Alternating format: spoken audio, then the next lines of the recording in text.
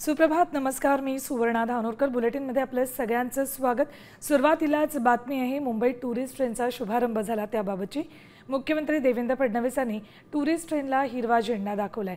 छत्रपती शिवाजी महाराज टर्मिनसवरून भारत गौरव train रवाना झाली आहे. पहिल्या ट्रेनला 100% बुकिंग मिळाल्याचं फडणवीसांनी सांगितलंय. तसंच या ट्रेनच्या माध्यमातून शिवरायांचा इतिहास वारसा दाखवण्याचा प्रयत्न होतोय असंही त्यांनी सांगितलंय.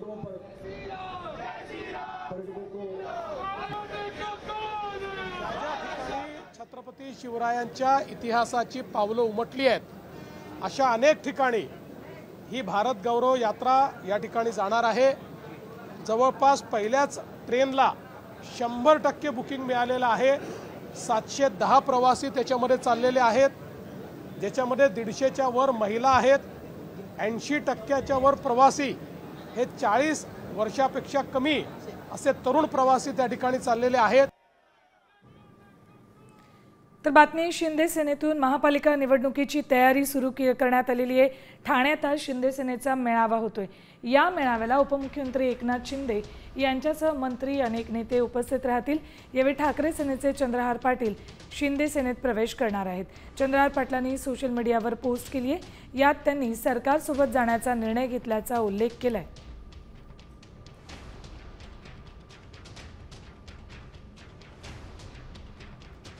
ट्विट बघा. चंद्रहार पाटलांचं क्रीडा क्षेत्रात काम करताना बऱ्याच अडचणी, त्रुटी, गैरकारभार अनुभवले. शासन सहभागाशिवाय प्रश्न मार्गी लागणं कठीण आहे.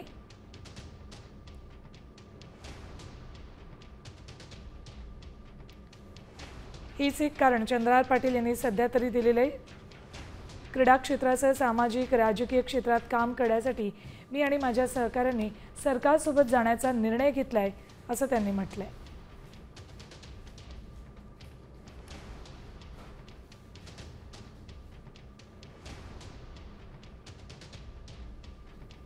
तर शिंदे सेनेच्या मेळाव्यात ठाण्यामध्ये चंद्रहार पाटील हे शिंदे सेनेत प्रवेश करणार आहेत.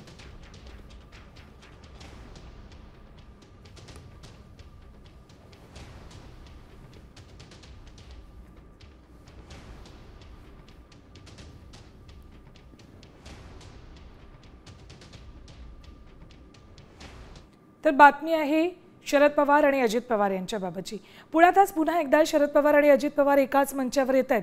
पुण्यातल्या वसंतदादा शुगर इन्स्टिट्यूटमध्ये होणाऱ्या ऊस उत्पादकतेसाठी एआयचा वापर या चर्चासत्रात ते उपस्थित राहतील. शरद पवार यांच्या अध्यक्षतेखाली होणाऱ्या या कार्यक्रमाला सहकार मंत्री बाबासाहेब पाटील आणि कृषी मंत्री माणिकराव कोकाटेही उपस्थित राहणार आहेत.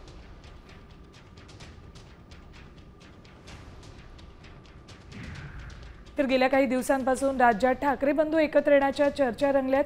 त्याच पार्श्वभूमीवर आता पवार काका पुतळ्याचं देखील मनोमिलन होण्याची शक्यता वर्तवली जाते.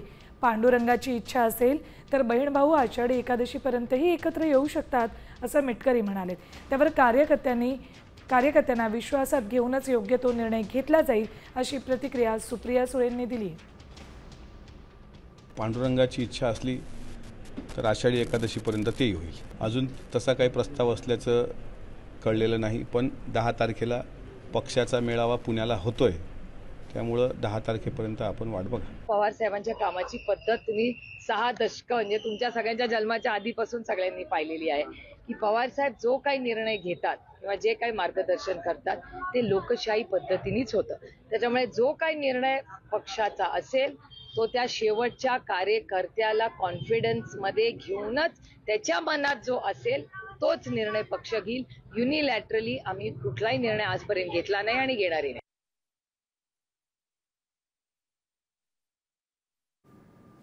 तर उद्धव ठाकरे आणि राज ठाकरे एकत्र येण्यावर आमदार आदित्य ठाकरेंनी महत्त्वाचं विधान केलंय.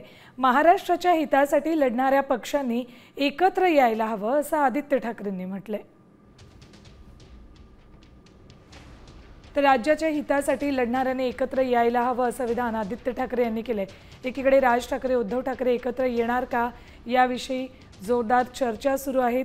दोन्ही पक्षाच्या कार्यकर्त्यांकडून आणि पदाधिकाऱ्यांकडून सकारात्मकता दर्शवली जाते. तर आदित्य ठाकरे अमित ठाकरे यांच्याकडूनही सुतोवाच करण्यात आलेला आहे. आम्ही सतत बोलत आलेलो आहे की महाराष्ट्राच्या हितासाठी, मराठी माणसाच्या हितासाठी, आपल्या समाजाच्या हितासाठी जे कोणी पक्ष सोबत यायला तयार आहेत आम्ही त्यांना घेऊन हा लढा देऊ. म्हणून जे कुठचेही पक्ष ह्या महाराष्ट्र हितासाठी लढत आहेत त्यांनी एकत्र येऊन लढणं गरजेचं आहे. तर ठाकरे बंधूंच्या युतीच्या चर्चेदरम्यान मनसे आणि ठाकरे गटाच्या नेत्यांच्या भेटीगाठी सुरू झाल्यात. त्यातच दादरमधल्या एका लग्न समारंभात मनसे नेते नितीन सरदेसाई आणि ठाकरे सेनेचे नेते सुनील प्रभूंनी एकमेकांशी हातमिळवणी करून जोरात मिळवूयात हात असं वक्तव्य केले. तर बाळा नांदगावकर आणि विशाखा राऊत यांचीही भेट झाली. आता युतीच्या चर्चेदरम्यान नेत्यांच्या भेटीगाठीमुळे राजकीय चर्चा जोरदार रंगू लागल्या.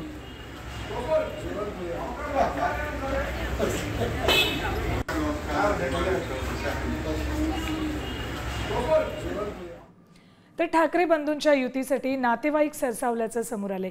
राज ठाकरे आणि उद्धव ठाकरेंनी एकत्र यावं, मराठी माणसांच्या पाठीशी हे दोघेच उभे राहू शकतात, त्यामुळे हीच ती वेळ आहे असं म्हणत ठाकरेंचे मामा चंद्रकांत वैद्य यांनी एकत्र येण्याची इच्छा व्यक्त केली आहे. एवढंच नाही तर दोघे एकत्र आल्यास मराठी माणसावरचा अन्याय दूर होईल असंही वैद्य यांनी म्हटलंय.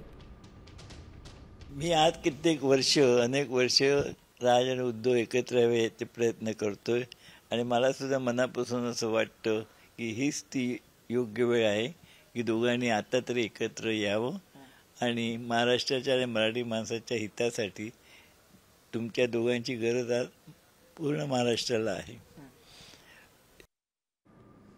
तर संपूर्ण महाराष्ट्राला तुमची गरज आहे असं ठाकरेंचे मामा म्हणतात.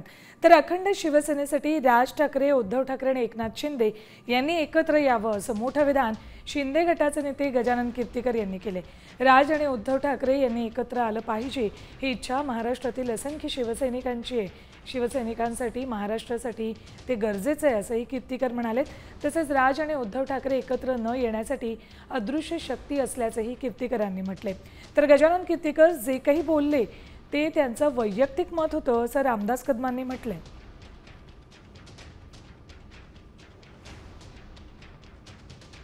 विभाजन झाल्यामुळे हा जो मोठा जनाधार जो आहे शिवसेनेचा बाळासाहेबांनी तयार केलेला तो विस्कळीत व्हायला लागलेला आहे आणि तो एकत्र येणं म्हणजे राज ठाकरे, उद्धव ठाकरे यांनी तर एकत्र आलंच पाहिजे. ज्या पद्धतीने एकनाथ शिंदेने बाळासाहेबांचा विचार पुढे घेऊन शिवसेना त्याचं नेतृत्व करत आहेत त्यांच्याकडे सुद्धा जनाधार आहे शिवसेनेचा, ते देखील याच्यामध्ये सामील झाले पाहिजे. गजानन कीर्तीकर साहेब जे बोलले ते त्यांचं वैयक्तिक मत आहे, ते पक्षाचं मत नाही. मी आठू साहेब, गजाभाऊ आम्ही तिघे बसणार आहोत आणि जे गैरसमज झाले होते ते सगळे गेले निघाले, झाली माहिती होतं. त्यामुळं तो जो विषय आहे तो त्यांचा वैयक्तिक होता, पक्षाचा नाही. तरी दृश्य आहे तर रायगडावरची स्वराज्याची राजधानी असलेल्या रायगडावर छत्रपती शिवरायांचा 352वा शिवराज्याभिषेक तिथीनुसार आज साजरा केला जातोय. ही दृश्य आहेत नागपुरातली. नागपूरमध्ये आज शिवराज्याभिषेक सोहळा साजरा केला जातोय.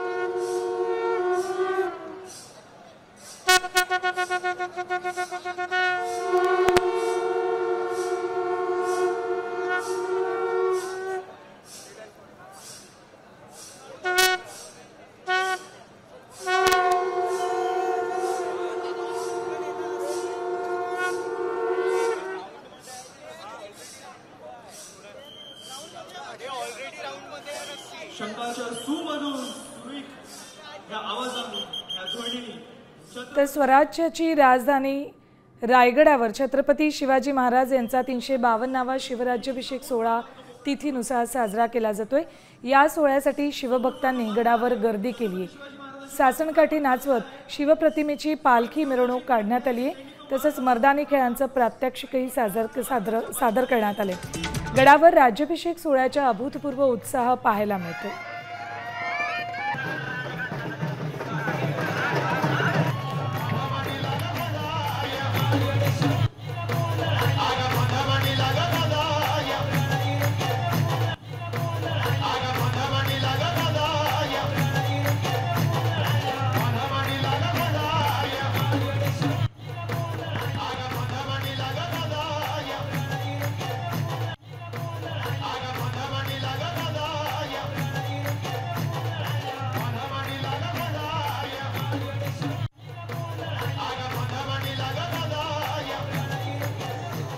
आपण आता रायगड किल्ल्यावर या ठिकाणी छत्रपती शिवाजी महाराजांचा 352वा शिवराज्याभिषेक साजरा होतोय। आपण जर का पाहिलं तर शिवराज्याभिषेकाची पूर्वतयारी म्हणून किल्ले रायगडची मेघडंबरी राजधानीचं ठिकाण आहे ते सुंदर अशा फुलांनी सजवलेलं आहे। त्याचप्रमाणे आपण जर का या ठिकाणी पाहिलं तर मनमोहक असं धुक्यांचं वातावरण या ठिकाणी पूर्ण पसरलेलं आहे आणि या धुक्यांच्या वातावरणात कुठलीही तमा न बाळगता रात्रभर शिवप्रेमी थांबले आहेत। त्यांची उत्कटता एकच आहे की छत्रपती शिवाजी महाराजांचा राज्याभिषेक आहे तो साजरा होणार पाहणार आहे आणि या कार्यक्रमासाठी राज्याचे उपमुख्यमंत्री एकनाथ शिंदे, भरत गोगावले, उदय सामंत हे देखील उपस्थित राहणार आहेत। एकंदरीत आता ह्या ठिकाणी कोणत्या प्रकारचा उत्सव साजरा होणार आणि आलेले नेते ह्या ठिकाणी शिवभक्तांना कोणता संदेश देणार हे पाहणं महत्त्वाचं ठरणार आहे। सचिन कदम, साम टीव्ही, रायगड। तर या सोहळ्यातली सगळी प्रमुख दृश्य आपण साम टीव्हीवर सर्वात आधी बघणार आहोत। आता पुढची बातमी बघूयात। गेल्या 2 दिवसांपासून नालासोपाऱ्यातील लक्ष्मीनगर, विजयनगर, रहमतनगर भागामध्ये वीज पुरवठा खंडित झालाय, त्यामुळे मध्यरात्री संतप्त नागरिक रस्त्यावर उतरले। महावितरणच्या कर्मचाऱ्यांविरोधात त्यांनी रोष व्यक्त केला। यावेळी रास्ता रोको करण्यात आला। पोलिसांनी हस्तक्षेप करत परिस्थिती नियंत्रणात आणली।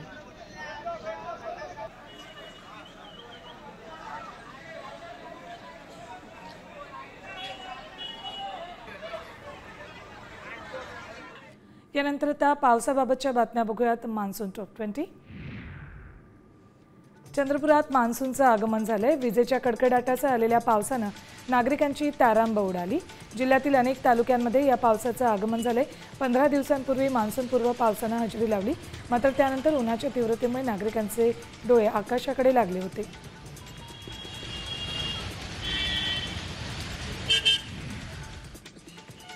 रत्नागिरी जिल्ह्यातील दापोलीत जोरदार पाऊस झाला। अचानक झालेल्या पावसामुळे नागरिकांची मोठी धावपळ उडाली आहे। बाजारपेठेत पाणी शिरल्यानं अनेक दुकानं आणि रस्ते पाण्याखाली गेलेत।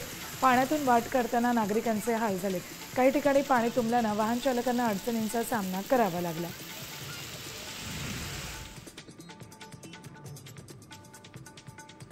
सिंधुदुर्गच्या कावळेसाद पॉइंटवर पर्यटकांनी मोठी गर्दी केली आहे। पर्यटकांचं आवडतं डेस्टिनेशन आंबोलीतील कावळेसाद पॉइंटवर पर्यटक वीकेंडची सुट्टी एन्जॉय करतात। आंबोली धबधबा आणि कावळेसाद पॉइंटवर खोल दरी आणि डोंगरांच्या रांगांमध्ये आलेले ढग असं नयनरम्य दृश्य पाहण्याचा आनंद पर्यटकांनी घेतला।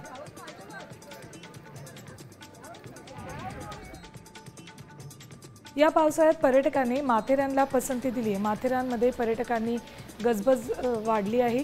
सुट्टीचा आनंद आणि पावसाचा आनंद घेण्यासाठी पर्यटक मोठ्या संख्येने माथेरानमध्ये दाखल झालेत।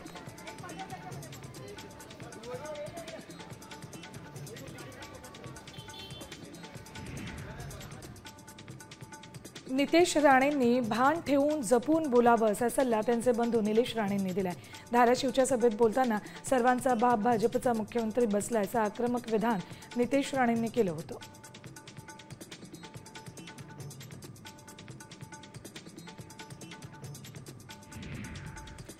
निलेशजी, तुम्ही टॅक्स फ्री आहात असं मंत्री नितेश राणेंनी आपल्या बंधूंच्या सल्ल्यावर प्रत्युत्तर दिले। आमदार निलेश राणे यांनी त्यांचे बंधू मंत्री नितेश राणे यांचे कान टोचले। नितेश राणे यांनी जपून बोलावं असा सल्ला थोरल्या भावानं धाकट्या भावाला दिला।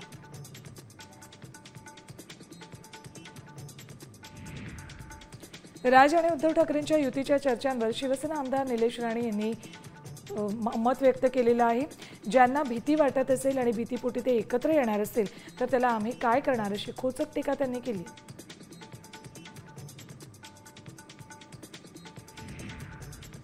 निलेश राणेंनी दिलेल्या सल्ल्यानंतर राष्ट्रवादीचे आमदार अमोल मिटकरी यांनीही नितेश राणेंचे कान टोचलेत। नितेश यांनी मोठ्या भावाचा सल्ला पाळावा, तसंच मोठा भाऊ किती महत्त्वाचा आहे ते रामायणापासून पाहता येईल असंही मिटकरी म्हणालेत।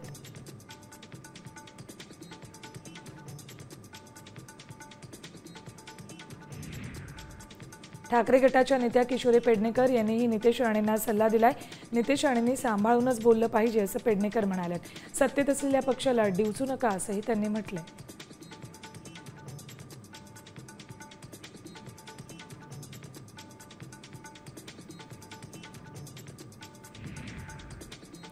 नितेश राणेंवर केलेल्या वक्तव्यावरून भाजप नेते राधाकृष्ण विखे पाटील यांनी निलेश राणेंना टोला लगावलाय। नितेश राणेंची भूमिका पक्षासाठी नेहमीच पूरक राहिली। निलेश राणे शिंदे सेनेत आहेत आणि शिंदे सेनेला नितेश राणेंचं धोरण मान्य नसेल असं वक्तव्य विखे पाटलांनी केलंय।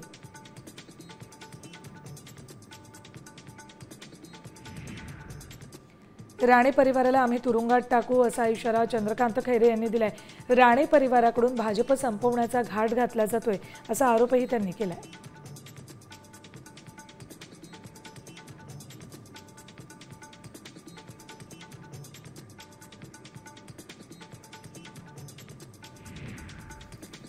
यानंतर पाकिस्तान कसा खोटारडेपणा करते आणि ते उघड होते याबाबतची महत्त्वाची बातमी. ऑपरेशन सिंधूर नंतर पाकिस्तानचा आणखी एक दावा खोटा ठरलाय, ज्यात त्यांना भारताच्या आदमपूर हवाई तळावर सुखोई 30 MKIवर हल्ला करून त्याचं नुकसान केल्याचं म्हटलं होतं. पाकिस्तान या दाव्याच्या समर्थनात एक खोटा उपग्रह छायाचित्रही प्रसारित करत होतं, ज्यामध्ये एका जेटचा काही भाग जळाल्याचं दिसतंय. मात्र याबाबत फॅक्ट चेक केल्यानंतर पाकिस्तान प्रसारित करत असलेले हे छायाचित्र भारत पाकिस्तान संघर्षापूर्वीच्या सुमारे 1 महिना आधीचं असल्याचं स्पष्ट झालंय. छायाचित्र विश्लेषक डेमियन सायमन यांनी पाकिस्तानचा त्यांनी भारतीय हवाई दलाचा सुखोई लढाऊ विमानाचं नुकसान केल्याचा दावा खोडून काढलेला आहे.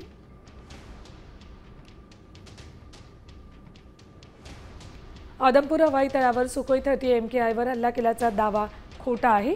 पाकिस्तानने दाखवलेलं छायाचित्र भारत पाक संघर्षापूर्वीच्या 1 महिना आधीचं आहे. छायाचित्र विश्लेषक डेमियन सायमन यांनी पाकिस्तानचा दावा खोडून काढला आहे. छायाचित्र मार्चमध्ये देखभाल सुरू असलेल्या MiG-29चं आहे असं सायमन यांनी सांगितलंय. इंजिन टेस्ट पॅडजवळील काळी काजळी कायमच असते. युद्धातील हे नुकसान नाही आहे. बातमी फ्रेंच ओपनमधून. कार्लोस अल्काराज लाल मातीचा राजा ठरलाय. फ्रेंच ओपन स्पर्धेच्या अंतिम सामन्यात अल्काराजनं यानिक सिनरचा पराभव केलाय.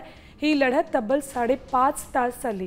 या दोघांमध्ये झालेल्या अंतिम सामन्याची इतिहासात नोंद झाली. हा सामना फ्रेंच ओपन स्पर्धेच्या इतिहासातील सर्वाधिक वेळ चाललेला सामना ठरलाय. शेवटपर्यंत दोघांमध्ये जेतेपदासाठी कडवी झुंज सुरू होती. मात्र अल्काराजनं बाजी मारत जेतेपदाचा मान पटकावलाय.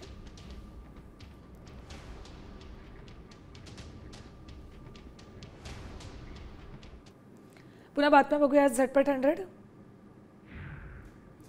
नाशिकच्या मालेगाव शहरात गेल्या काही दिवसांपासून एक मनोरुग्ण धुमाकूळ घालतोय. त्यानं दुचाकीवर जाणाऱ्या नागरिकांना मारहाण केली, तसंच टेम्पोवर चढत धिंगाणा घातला. तर मोतीबाग नाका परिसरात एकाला मारल्याची माहिती. त्यामुळे या मनोरुग्णावर कारवाई करण्याची मागणी नागरिकांकडून केली जाते. स्वराज्याची राजधानी रायगडावर तिथीनुसार शिवराज्याभिषेक सोहळा साजरा करण्यात आला. यावेळी सासनकाठी नाचवत शिवप्रतिमेची पालखी मिरवणूक काढण्यात आली. तसंच मर्दानी खेळांचं प्रात्यक्षिकही सादर करण्यात आलं.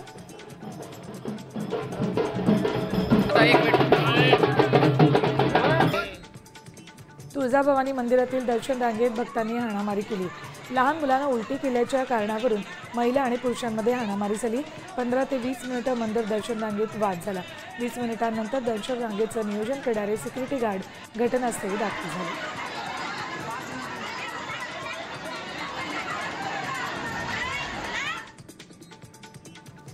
मुंबईच्या माटुंगा परिसरात पाणी चोरीची तक्रार केल्यामुळे टोळक्याकडून 2 महिलांना अमानुष मारहाण करण्यात आली.